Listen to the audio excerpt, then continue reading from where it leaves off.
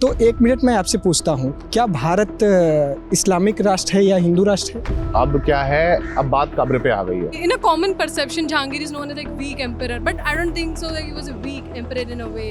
He was hiding behind Noor Jahan and like puppet king. अब कब्र की बात करना कितना जाएगा? उस कब्र से हमारे समाज को ये याद आता है कि एक औरंगजेब जैसा आक्रांता था। तो अलाउद्दीन खिलजी की कब्र को भी हटाओ, क्यों आप उसको बना क्यों रहे हो? मैं तो कहता हूँ कि आप उस देश में रहने वाले लोग हैं जहाँ भगवान श्री राम जब लंका में युद्ध जीतते हैं तो वो रावण के समुचित अंतिम संस्कार के लिए उनके जो भी लोग बचे हुए थे उनके परिवार के, उन विभीषण को आदेशित करते हैं कि सम्मान सहित इनका अंतिम संस्कार किया जाए। शिवाजी की बात आती है तो आप उनके वो जो उनके नेवी उनके बारे में बात नहीं करते। मैंने सर से पूछा कि सर आप नेवी के बारे में क्यों नहीं बताते? We have a big enough nation that no dynasty or no person can be called nation builder in our nation, and none of them can be called invaders. Few vegetables were not permitted inside harem. Very peculiar and controversial opinion about Mughal harem. Medieval India में बस मुगल ही थे, regional empire भी तो होगी, उसकी बात कौन करेगा? तो साहित्य में एक उपन्यास है तमस, तो अगर आप उसको पढ़ते हैं तो उसमें ना सांप्रदायिक दंगों को लेकर मतलब एक उपन्यास लिखा गया है। वो सुअर को काटकर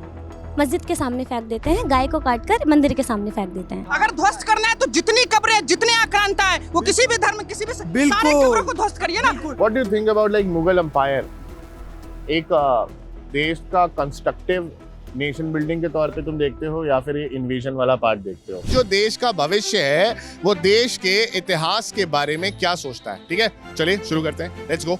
कोई भी शासक जब किसी देश में आता है तो उसकी सबसे बड़ी मंशा होती है उस देश पर अपना आधिपत्य जमाना, और कोई भी शासक जब किसी भी देश में जाता है तो अपने कुछ नुकूत छोड़ देता है। नुकूत अर्थात बहुत सारी बिल्डिंगें बनवा देता है, बहुत सारी चीज़ें बना देता है। लेकिन भारतीय परिदृश्य में अगर ये देखा जाए तो जैसे मैं विद्यार्थी हूँ और आपने नालंदा विश्वविद्यालय का नाम सुना ही होगा। बख्तियार खिलजी ने मुझे उजाड़ दिया। मैं अब दिल्ली विश्वविद्यालय का छात्र हूँ तो मुझे ऐसा लगता है कि मेरा जो धर्म है वो शिक्षा है। तो बख्तियार खिलजी जो हैं, जिन्होंने नालंदा को उजाड़ दिया, जो नालंदा विश्व का सबसे बड़ा और विश्वविद्यालय माना जाता था और वर्तमान में तो उसके अवशेष हैं नालंदा में, तो उन्होंने जो कुछ भी किया वो गलत किया। तो इसका हमें समर्थन करना चाहिए कि उन्होंने गलत किया है। बात हमें शासक की करनी है। तो भारत में जो कुछ भी टूरिस्ट प्लेसेस हैं, उन्होंने हर लोगों का उसमें योगदान है। जैसे हमारे देश में हूण आए और भी मुगल आए, अंग्रेज आए, सबसे आखिरी जो है वो अंग्रेज आए। तो अंग्रेज़ों ने बहुत सारे आर्किटेक्चर दिए। तो हमें ये कहना चाहिए कि उन्होंने आर्किटेक्चर तो दिए लेकिन हमारे देश का अतिक्रमण उन्होंने बहुत किया।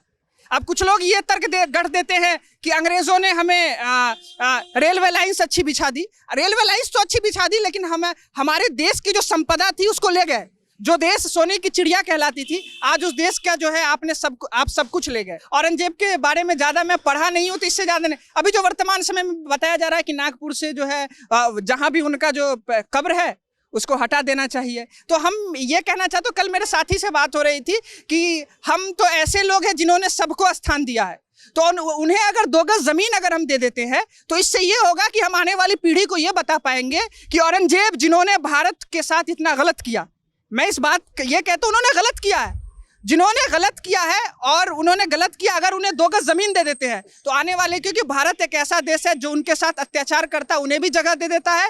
और हमारे आने वाली पीढ़ियों के लिए ये बनेगा कि जिन्होंने गलत किया उन्हें तो हमने जगह दिया ही, उनके लिए एक ये होगा कि वो देखेंगे कि इन्होंने हमारे देश को इतना लूटा, फिर भी हमारा दिल इतना बड़ा है कि हमने उनको 2 गज जमीन दे दी है। मिसाल बनाई है। सबने इतिहास के बहुत से पॉइंट्स बताए, फैक्ट्स बताए। मैं साहित्य का विद्यार्थी हूँ, मैं एक कहानी सुनाना चाहता हूँ। कहानी यह है कि एक परिवार है, बहुत समृद्ध परिवार है, हंसी खुशी रहता है, थोड़ा सा आपस में झगड़ा झुगड़ा जो भी करते होंगे गांव में, लेकिन बहुत शांति से रहने वाले, शांति को पसंद करने वाले, पूरे विश्व को परिवार मानने वाले, ऐसे जो है वो परिवार है, वो रहता है। तो उसके यहाँ बहुत लूट की समस्याएं हैं क्योंकि वो समृद्ध है। तो लोग आते हैं, लूटते हैं, चले जाते हैं, लोग आते हैं, लूटते चले जाते हैं। कुछ भले मानुस लोग आए, उन्होंने कहा कि हम लूटेंगे नहीं, हम तुमको जीना सिखाएंगे, हम तुम पर शासन करेंगे, तुम्हारी खेती हम करेंगे, तुम हमारे लिए जो है काम करो और हम तुमको पेमेंट देंगे, पैसा देंगे उसके बदले में, और तुम उसी में करोगे, हम सिर्फ शासन करने के लिए आए हैं और यहीं रहेंगे आजीवन। और उन्होंने यहाँ रहना चुना और वहाँ दबा के शासन किया, अपना खाने पीने की चीज़ें लाए, बोले ये खाओ वो छोड़ो, हरी सब्जियां ये खाओ आप, सुंदर चीज है, क्या ये हरी पहनो। सब्जियां छोड़ो, क्या वो क्या ये मतलब जो आप लोग खाने का कल्चर, जो आप अपने खाने का कल्चर अपनाते हैं, उनको अरे छोड़ भाई, करके। अपनाते क्या, देखो हम तो पैदा हुए तब तक तो कल्चर था, हाँ, हम इतने पुरातन तो नहीं हो सकते। मैं क्या कह रहा हूँ, तुमसे कुछ ही साल बड़ा हूँ। मैं कह रहा हूँ जो भी, मैं कह रहा हूँ कुछ भी खाते हो, मतलब तुम मेरी कहानी सुन लीजिए। कहानी स्वतंत्रता पे भी आप रोक लगाना चाहते हैं? कहानी तो हमारी है ना महाराज। आप खाने की स्वतंत्रता पे भी रोक लगवाना अरे चाहते हैं? कहानी तो हम सुना रहे हैं, भाई देखो, कहानी तो हम भाई सुना देखो, रहे हैं ना। ये रेफरी की टी शर्ट पहन के आया है, तो अंत में ये ऐलान ही करेगा। चलिए, हाँ, तो तुम आखिर तक इसलिए हो। अरे कहानी तो हमारी सुन लीजिए महाराज। कहानी Please, टाइम हो please, रहा है, yes. टाइम हो रहा है ना। हाँ, हाँ। तो खाने का उन्होंने कहा कि जो तुम तरीका अपनाते हो अच्छा हो सकता है, एक बार ये ट्राई करिए। शुरू यहाँ से हुआ, फिर कहा गया कि नहीं तुम यही ट्राई करोगे, और अगर नहीं करते फिर उन्होंने क्या किया कि अब चलो हम में शामिल हो जाओ, यानी आप भी लुटेरे बन सकते हैं, जिससे हम पड़ोस वाले परिवार को भी लूट लें, जिससे हम और रियासतें लूट लें, आप भी बन जाओ। और अगर नहीं बनोगे तो तुम पे टैक्स बचेगा, तुम्हारा शासन करने के लिए, तुम्हारी रक्षा करने के लिए हम तुम पे टैक्स लगाएंगे। यार मतलब अब मेरे को देखो, काफी चीजें औरंगजेब के बारे में बात हो गई। Now come to other point कि Mughal empire is not just about Aurangzeb. अब तुम ये बतलाओ कि बाकी शासक जो थे, पूरा अगर मुगल एम्पायर देखोगे, साम्राज्य देखोगे, तो उसमें प्लस माइनस क्या देखते हो तुम? देखिए, मुगल साम्राज्य का भारत में आना एक दुर्घटना थी, ऐसा उनके संस्थापक भी मानते हैं। ठीक है, क्योंकि वो दर बदर ठोकरे खाते हुए, तमाम जंगे हारते हुए, जीतते हुए यहाँ पर आ रहे थे। उनको एक सेफ जगह दिखी जहाँ पर उनको कुछ विजय मिली, उन्होंने यहाँ पर अपना साम्राज्य स्थापित किया।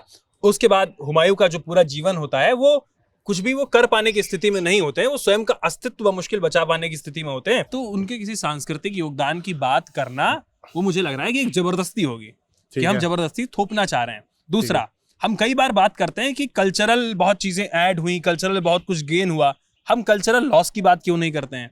कि कहीं ना कहीं एक जब कोई भी जो गेन हुआ मुझे वो बताओ, फिर लॉस बताना। गेन में जैसे बहुत सारे इस्लामी, चाहे वो फैशन, जो उस समय पर वस्त्र वगैरह, वहां पर नए कपड़े कुछ आए, कुछ नया परंपराएं आई, कुछ नए परिधान आए, कुछ नया भोजन, जैसा आपने कहा था, तमाम चीजें नई जुड़ी भारतीय जो है समाज में।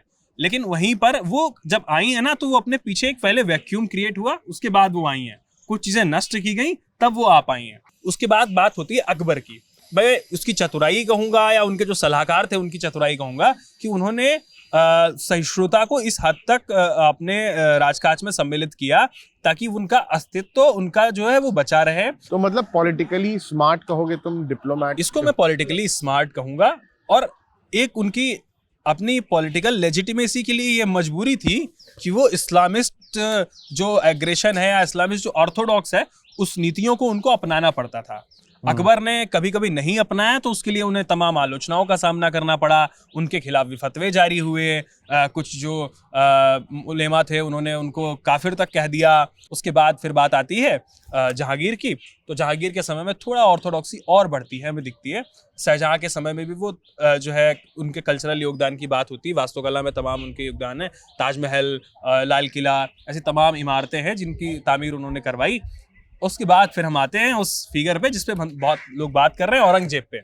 तो औरंगजेब की अच्छी बातें हमने की जब गुरु तेग बहादुर की केवल इस बात पे कि उन्होंने इस्लाम स्वीकार नहीं किया, खाल उतार करके इसी दिल्ली में हत्या कर दी जाती है, निर्मम हत्या कर दी जाती है, वो उनकी शहीदी होती है।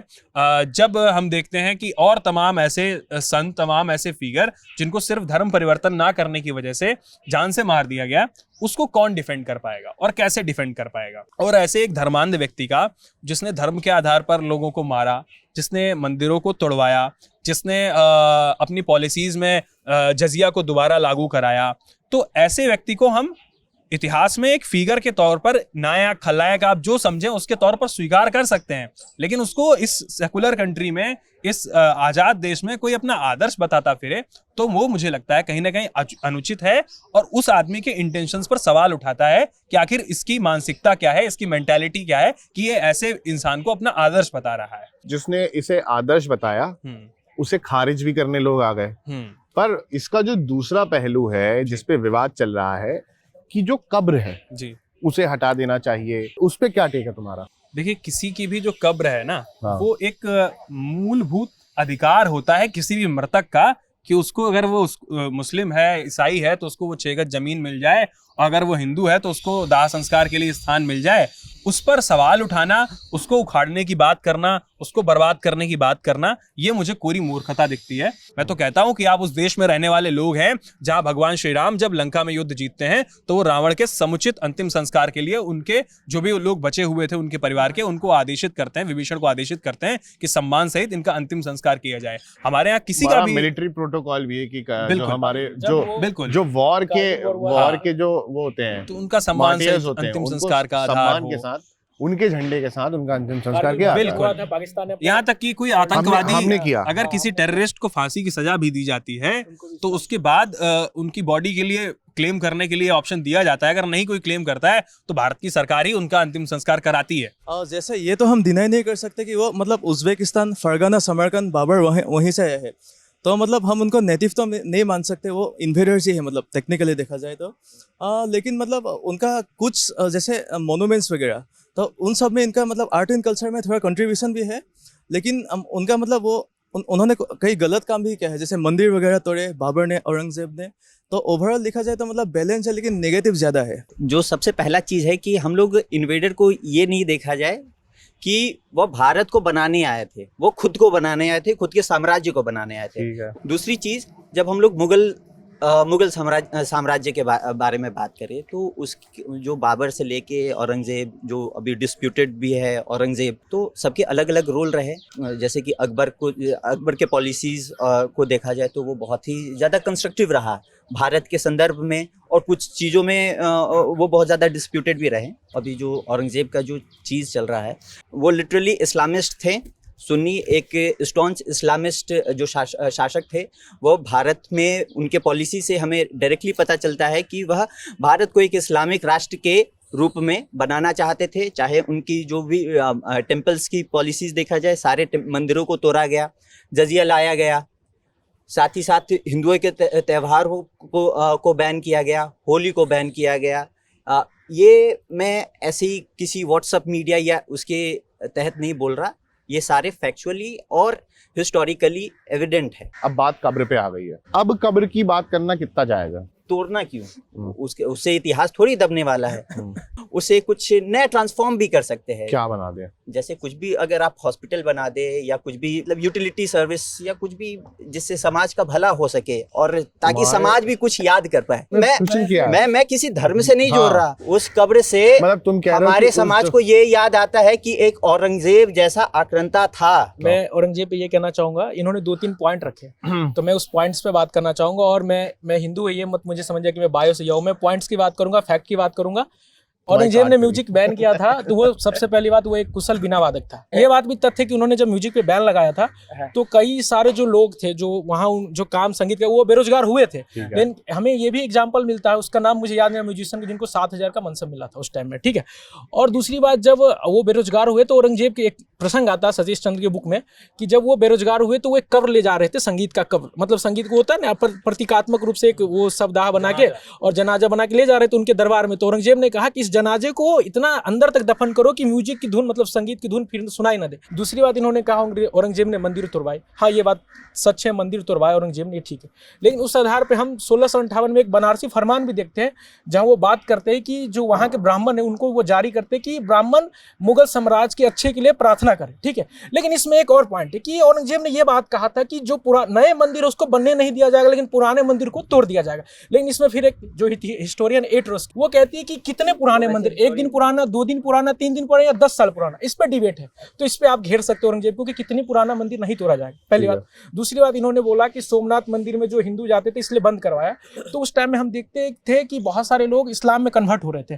तो औरंगजेब को इस बात का डर था जो नए लोग जो कन्वर्ट हुए कहीं ना कहीं फिर से हिंदू न बन जाए, इसलिए उन्होंने मंदिर तोड़ा। बस यही बहुत सारे पॉइंट्स है। लेकिन मैं इस बात के हमेशा खिलाफ रहा हूँ कि जो मैंने दिल्ली विश्वविद्यालय में पढ़ा है, प्रोफेसरों के मन में ये लगा कि उनकी वो जयगान जैसा कर रहे हैं, उनको डिफेंड करने की बात करते। वहीं शिवाजी की बात आती है तो आप उनके वो जो उनके नेवी, उनके बारे में आप बात नहीं करते। मैंने सर से पूछा कि सर आप नेवी के बारे में क्यों नहीं बताते, तो कहते तुम तो करंट अफेयर पढ़ के इसलिए बता रहे हो। भाई तो करंट अफेयर पढ़ के जान रहे तब ना, आप क्यों नहीं बता रहे हो कि मराठा की जो नेवी थी इतनी शक्तिशाली थी। आप चोल की बात करते हो कि चोल, तो चोल भी बताओ ना। तो आप मतलब कुछ चीज़ आप छिपा लेते हो, कुछ चीज़ बता देते हो, ऐसा नहीं होनी चाहिए। सारी बात आप रखो, एक पद से हिस्ट्री नहीं लिखनी चाहिए। और मैं ये चाहता हूँ कि जो तथ्य उसको दोनों तरफ से सामने आना चाहिए। औरंगजेब को गाली देना भी गलत है और औरंगजेब का महिमा मंडन करना भी गलत है, क्योंकि जितना औरंगजेब की कब्र है आप उसको बोल रहे हो, तो आप अगर औरंगजेब का कब्र हटाने की बात करो तो अलाउद्दीन खिलजी की कब्र को भी हटाओ, क्यों आप उसको बना क्यों रहे हो? वहाँ टिकट के लोग, बलबन की कब्र वो भी तो था। चाइना डीप सीक बना के बैठा है, चाइना इतने सारे प्रोजेक्ट कर रहे हैं और हम ये नागपुर हिंसा में फंस जा रहे हैं। कहाँ जा रहे हैं हम? हमारे पास फाइटर जेट्स की कमी है, हमें F-35 लेना है या रसिया का लेना है, हमें क्या लेना है उस पर डिबेट तो हो नहीं रही है। अब नागपुर हिंसा कर लेते हो, कभी हिंदू मुस्लिम, चलो टीवी देख के दिमाग खराब हो जाता है भाई साहब। यूट्यूब देखा करो, यूट्यूब, हाँ वही देखेंगे। ये जिस्ट से जो मीडिया होती है, बहुत सारे जो मीडिया है वो सारी मीडिया अच्छी दिखाती है, वो देखना चाहूंगा। अब देखें ना, इसी कारण हमारे जो बड़े बड़े नेता, वो जो मुख्य धारा के मीडिया उस पर इंटरव्यू नहीं देते। अब यूट्यूबर को खोज रहे हैं, उस पर आके इंटरव्यू दिया जा रहा है, पॉडकास्ट दे रहे हैं। उनको भी पता है कि लोग क्या देख रहे हैं। कहीं ना कहीं लोग जब हिंदू मुस्लिम के दंगों की बात करते हैं या उन दोनों के बीच में विवाद की बात करते हैं, तो आप अगर हिस्ट्री को बहुत अच्छे से पढ़ते हो तो साहित्य में एक उपन्यास है तमस, तो अगर आप उसको पढ़ते हैं तो उसमें ना सांप्रदायिक दंगों को लेकर मतलब एक उपन्यास लिखा गया है, जिसमें वो सीधा बता रहे होते हैं जो हमारे लेखक हैं कि किस तरीके से उन दंगों के पीछे एक्चुअल में हिंदू और मुस्लिम जैसा कुछ होता ही नहीं है। उन दंगों के पीछे ब्रिटिशर्स का हाथ होता है। जब उनको पता चला कि मुस्लिम और हिंदू एक साथ मिलकर हमारे लिए लड़ने वाले हैं, तो उन्होंने क्या करा, वो सुअर को काटकर मस्जिद के सामने फेंक देते हैं, गाय को काटकर मंदिर के सामने फेंक देते हैं। तो एक मिनट मैं आपसे पूछता हूँ, क्या भारत इस्लामिक राष्ट्र है या हिंदू राष्ट्र है? ये तो सेक्युलर राष्ट्र है। ये तो सेकुलर राष्ट्र है। एक नेशन होता है तो उसका एक आइडिया ऑफ नेशन होता है। तो क्या था मुगलों का idea of nation? Islamic nation.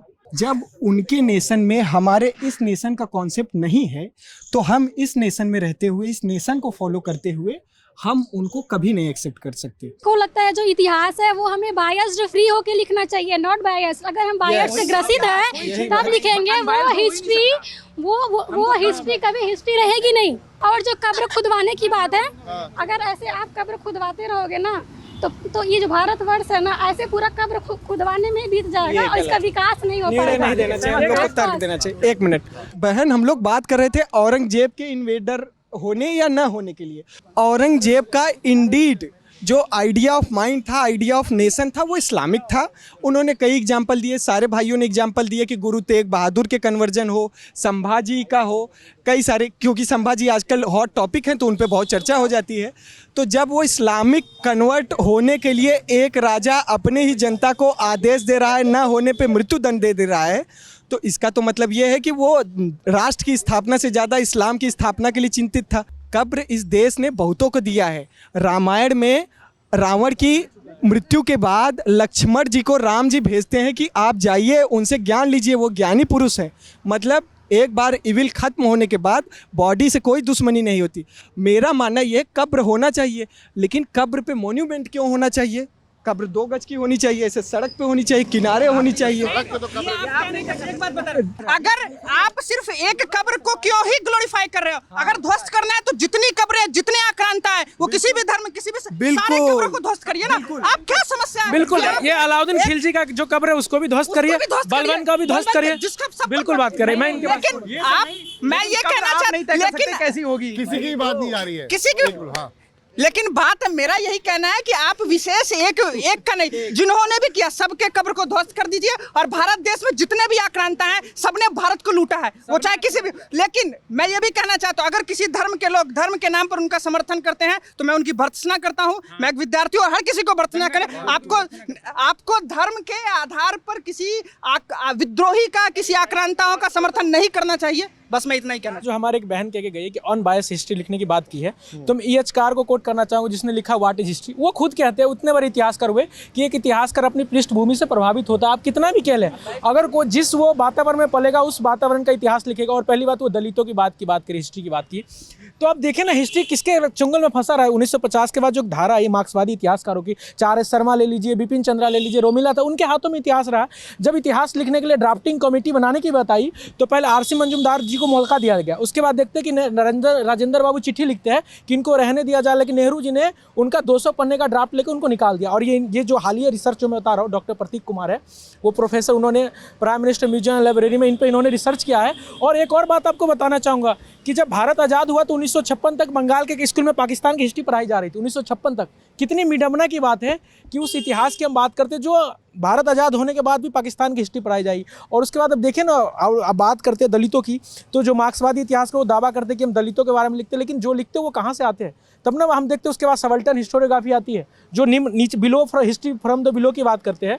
और दलितों का इतिहास लिखा गया, ये नहीं कि पूर्णतः नकारा गया। चाहे चंडाल की बात हो, चाहे महिलाओं की गार्गी जैसे स्त्री, लोप मुद्रा जैसे स्त्री की बात हुई, गार्गी हो, सच्ची हो, जो वेदों में उनके बारे में बात की गई है। लेकिन अभी है कि काम करने की आवश्यकता उसकी, जैसे अनंग भाई ने कहा कि इतिहास को हम दबा नहीं सकते या डिलीट नहीं कर सकते, और इसके खिलाफ भी हमें उसकी पुनर्व्याख्या करिए। सोर्सों को, जो प्राइमरी सोर्स है, जो ऑथेंटिक है, उसको फिर से पढ़ा जाना चाहिए, उसकी व्याख्या होनी चाहिए, ना कि इसको 12th की बुक से, 10th की बुक से आप डिलीट कर दोगे तो छिपेगी नहीं। मिडिवल इंडिया में बस मुगल ही थे, रीजनल एम्पायर भी तो होगी, उसकी बात कौन करेगा? बंगाल में कुछ रीजनल एम्पायर थे, वहाँ पे भी कुछ चंडी मंगल काव्य लिखे गए, उसकी बात कब करेंगे? चंडी मंगल काव्य की बात भी करिए ना, जब अकबर को वहाँ देवता के रूप में देखा गया।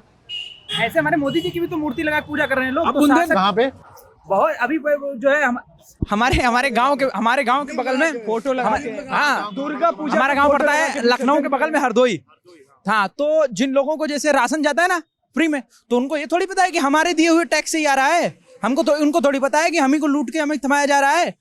लेकिन जो है उनको ये पता है कि कोई आदमी हमको सीधे कैश दे रहा है, वो जो पीएम किसान योजना के तहत जो रुपए मिल रहे हैं वो सब, और तो उनके लिए व्यवहार रहा ना, राजस्व हमारा फिजिकल डिपोजिट, हमारा ईश्वर जैसे देता है वैसे हमारा प्रधानमंत्री दे रहा है, तो प्रधानमंत्री इक्वल टू ईश्वर। ऐसे भी तो शासक, जब देश के 10% विद्वान लोगों में आते हैं तब ना इतना तार्किक बात कर रहे हैं। 90% जनता इन प्रैक्टिकलिटी, वो उसे न किसी राजनीति से मतलब है, न इतिहास से मतलब है, न इतनी ज़्यादा पढ़ी लिखी है कि इतने गहन मुद्दों पे अपना तर्क दे पाए। वो बस इन्फ्लुएंस हो के फॉलो करना जानती है। तो मेरा कहने का मतलब ये है कि हर पॉलिटिकल मुद्दे पे अगर यूनिवर्सिटीज़ में ऐसे चर्चा होने लगेगी, वो भी सही नहीं है। 2 नेता वहाँ से कुछ बोल देते हैं, यहाँ छात्रों का और प्रोफेसरों का समय जाए, वो भी सही नहीं है। मैं यहाँ पे नहीं, कम आए। We have a big enough nation that no dynasty or no person can be called nation builder in our nation, and none of them can be called invaders. These black and whites do not exist in history, in my opinion. Everything works in a gray area. Someone comes out and says Aurangzeb or Mughals were the nation builders. No dynasty is big enough to build a nation like India. And if someone says that they were invaders, no dynasty is big enough to invade a nation like India. What I believe is, if you have to come and settle in India, you have to be Indian. And if you want to build this nation, you can't build all of it. So in my opinion, there is a gray area. And whatever Aurangzeb did with respect to all his policies, there was always a political ambition behind it. It wasn't because he liked a particular group of people more or he liked a particular group of people less. And the same is true for Akbar as well. I'm not saying that Akbar was a very nice person in general. Whatever he did suited his political ambitions, and same goes for Aurangzeb. At that time, what suited his political ambitions was to do what he did. If you see the rumors around the Mughal Empire, you'll witness one thing. Jahangir, in a common perception, Jahangir is known as like weak emperor, but I don't think so. That he was a weak emperor in a way. He was hiding behind Noor Jahan and like puppet king. No, I don't think so. Like that's the case. Also, Jahangir is known as like sandwiched king. Father is great, the great Akbar, and Shah Jahan, the builder emperor. But what I think, like when it comes to Aurangzeb, there is a lot of hate ingrained with Aurangzeb. Manuchi was the one who was Niccolo Manucci. He was the one who was writing about Aurangzeb. He was sort of presenting Aurangzeb's history as if Aurangzeb was a villain and he was a hero. And he also introduced some kind of peculiar things like haram ke bare mein. The few vegetables were not permitted inside haram. Very peculiar and controversial opinion about Mughal harem. As we know, that we students of history, we have read about Mughal harem. On some point, I want to contradict you, my brother. I want to tell you that we can't say that no one can invade us. कोई जो है nation builder होने के लिए हमारा वो नहीं है, मतलब हम सब ने मिल के नेशन बनाया है, ये हम कह सकते हैं। लेकिन हम ये नहीं कह सकते कि कोई इन्वेड नहीं कर सकता, क्योंकि समस्याएं कब कहाँ से आती हैं किसी को नहीं पता होता। ब्रिटेन इतने दिन तक राज किया, हम कैसे कह सकते हैं कि कोई हमें इन्वेड नहीं कर सकता, कैप्चर नहीं कर सकता। हमें अपनी समस्याओं से हमेशा सजग रहना चाहिए। हमें ये कहना चाहिए कि हमारी तैयारी ऐसी है। तो अभी की समस्या कब्र है, अभी की समस्या पॉलिटिक्स ने बना दी है। कब बात यह है कि बना दिए तो आप आए हैं बात करने, बना दिए तो आप आए हैं बात करने, आपने हमें टॉपिक दिया। अरे भाई नेशन बिल्डर ये घूम फिर के मेरे पीछे पड़ जाएगा। आप आया बात कर रहे हैं। बिल्कुल भाई, अगर आप कोई दूसरा टॉपिक देंगे तो मैं उस पे बताऊंगा। ऑब्वियसली, मतलब मैं तो बात भाई देखो, तुम्हारा काम पढ़ाई करना है, मेरा काम लोगों से बात करना है। अगर कोई मौलाना हमको बताए कि इस कब्र को तोड़ने से तुम्हारा भविष्य खतरे में है, इस मंदिर को तोड़ने से कोई पुजारी बताए या कोई पॉलिटिशियन बताए कि इस मंदिर को तोड़ने से तुम्हारा भविष्य खतरे में है, तो हम फिर एक बार घूम के परवेज की तरफ देखें, परवेज मेरी तरफ देखे ना, तो हमारी चेतनाएं कम से कम हमको जज करे तो कि ये भाई ये तो गलत हो रहा है। हमारे यहाँ हरिशंकर परसाई हुए, उन्होंने कहा कि अगर कोई भी आदमी आपको अंधेरे का खौफ दिखाता है तो वो जरूर अपनी कंपनी का टॉर्च बेचना चाहता है, तो उसको टॉर्च को खरीदने से बचे हम लोग। मैं इस चीज पे कंक्लूड करूंगा, इनकी जो भी बातें हैं, जो भी इंफॉर्मेशन है, इसमें इनका नॉलेज एसटी के स्टूडेंट्स हैं इसमें मोस्टली, इन्होंने हिस्टोरियंस को कोट किया है, इन्होंने अपनी पढ़ाई की है, तो उसके हिसाब से इंटरप्रिटेशन है। और सबसे बड़ी बात यह है कि जो भी माहौल चल रहा होता है, जो भी डिस्कशन चल रहा होता है, इनके बीच आर्ग्यूमेंट भी होता है, बट इनकी दोस्ती नहीं जाती है। तो यहाँ पर इस कैंपस में आने का ये टॉपिक सेंसिटिव जरूर है, पर हमारे इतिहास से भी जुड़ा हुआ है। सो आप अपने ओपिनियन को कमेंट्स में लिख सकते हैं, और प्लीज जरूर लिखिएगा। जिस्ट को सब्सक्राइब करिए ऐसी बहुत सारी स्टोरीज और डिस्कशंस देखने के लिए, रिपोर्ट्स देखने के लिए। एंड ये अपना ख्याल रखिए। That's just, see you in the next one. तो तुम्हारे नाम को लेकर कभी से तुम्हें ट्रोल नहीं किया आता? अभी तो लंबा फहरिस्त है इसका। लोग मुझे मंचों पर मुशर्रफ परवेज नहीं, परवेज मुशर्रफ कह के पुकारते हैं। कैसा लगता है तुम्हें सुन? मतलब कि सुन के थोड़ा हास्यास्पद लगता है, लेकिन लगता है कि चलो जैसी जिनकी भावना हो तो वैसी बात तो होनी ही चाहिए। अब किसी के अभिव्यक्ति पर तो मैं हनन नहीं कर सकता हूँ।